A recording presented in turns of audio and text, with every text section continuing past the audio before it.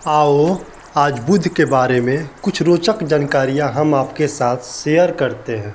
तो चलिए शुरू करते हैं। भगवान बुद्ध का धर्म पूर्व के कई राष्ट्रों का धर्म है, जिसमें जापान, दक्षिण कोरिया, उत्तर कोरिया, चीन, Vietnam, Taiwan, Thailand, Cambodia, Hong Kong, Mongolia, Tibet, Bhutan, Macau, Burma, Lagos और श्रीलंका सहित कई राष्ट्रों के साथ अन्य राष्ट्रों में भी बौद्ध अनुयायी निवास करते हैं।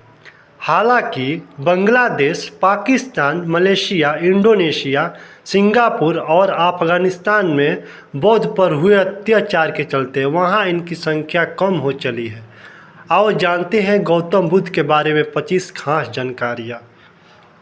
वैशाख पूर्णिमा यह संयोग है या कि प्लानिंग की वैशाख पूर्णिमा के दिन बुद्ध का जन्म नेपाल के लुम्बिनी वन में ईसा पूर्व 563 को हुआ। उनकी माता अपने नैहर देवदह जा रही थी तो कपिलवस्तु और देवदह के बीच नौतनवा स्टेशन से 8 मील दूर पश्चिम में रुक्मणीदेई नामक स्थान के पास उस काल में लुम्बिनी वन हुआ करता था।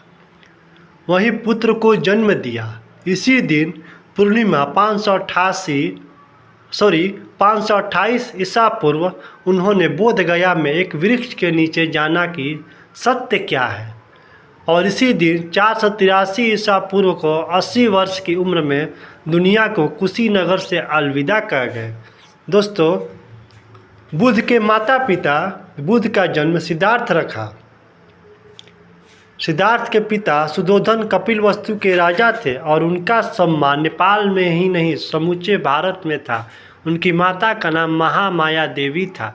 सिद्धार्थ की मौसी गौतमी ने उनका लालन पालन किया, क्योंकि सिद्धार्थ के जन्म के 7 दिन बाद उनकी मां का देहांत हो गया।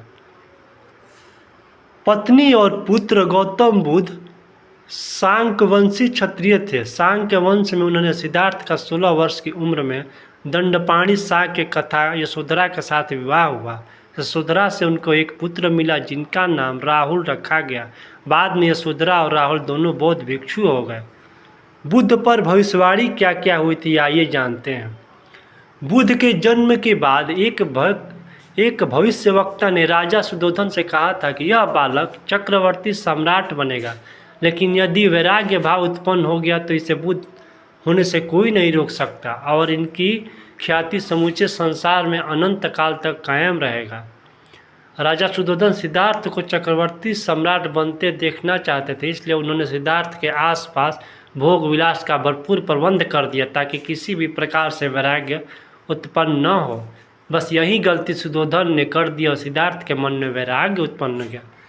बुद्ध का वैराग्य भाव के बारे में आइए जानते हैं। एक बार रथ पर सवार होकर बुद्ध बगीचे की सैर पर निकले तो रास्ते में पहली बार उन्होंने एक वृद्ध, एक रोगी, एक अर्थी और एक सन्यासी को देखा। उन्होंने अपने सारथी से इसके बारे में पूछा तो सारथी ने विस्तार से बताया कि वृद्ध व्यक्ति होकर रोगी हो जाता है, रोगी होकर मृत्यु को प्राप्त हो जाता है। सन्यासी ही है जो मृत्यु के पार जीवन की खोज में निकलता है। यह सुनकर बुद्ध के मन में वैराग्य उत्पन्न हो गया। बुद्ध का विवाद। कहते हैं कि हालांकि इस संबंध में और भी कहानियां हैं। एक बार वे शाक्यों के संग में सम्मिलित होने गए, वहाँ उनके वैचारिक मतभेद हो गए। मन में वैराग्य भाव तो था ही, इसके अलावा क्षत्रिय शाक्य संघ से वैचारिक मतभेद के चलते संघ ने उनके समक्ष प्रस्ताव रखे थे कि यह कि फांसी चाहते हो या देश छोड़कर जाना। सिद्धार्थ ने कहा जो आप दंड लेना चाहे। शाक्यों के सेनापति ने सोचा कि दोनों ही स्थिति में कौशल नरेश सिद्धार्थ से हुए विवाद का पता चल जाएगा और हमें दंड भुगतना होगा। तब सिद्धार्थ ने कहा कि आप निश्चित रहे, मैं संन्यास लेकिन चुपचाप देश से दूर चला जाऊंगा। आपकी इच्छा भी पूरी हो जाएगी और मेरी भी।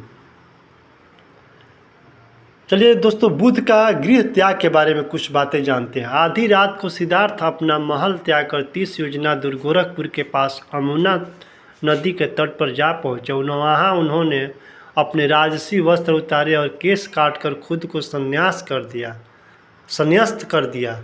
उस वक्त उनकी आयु 29 वर्ष। कठिन तप के बाद उन्होंने बोधि प्राप्त की। बोधि प्राप्ति की घटना इसे से 528 वर्ष पूर्व किया। सिद्धार्थ 35 वर्ष के थे। भारत के बिहार में बोध गया आज भी वट वृक्ष विद्यमान है, जहाँ जिसे आप बोधि वृक्ष कहा जाता है। सम्राट अशोक इस वृक्ष की एक शाखा श्रृंखला लगे, वहाँ भी यह वृक्ष है।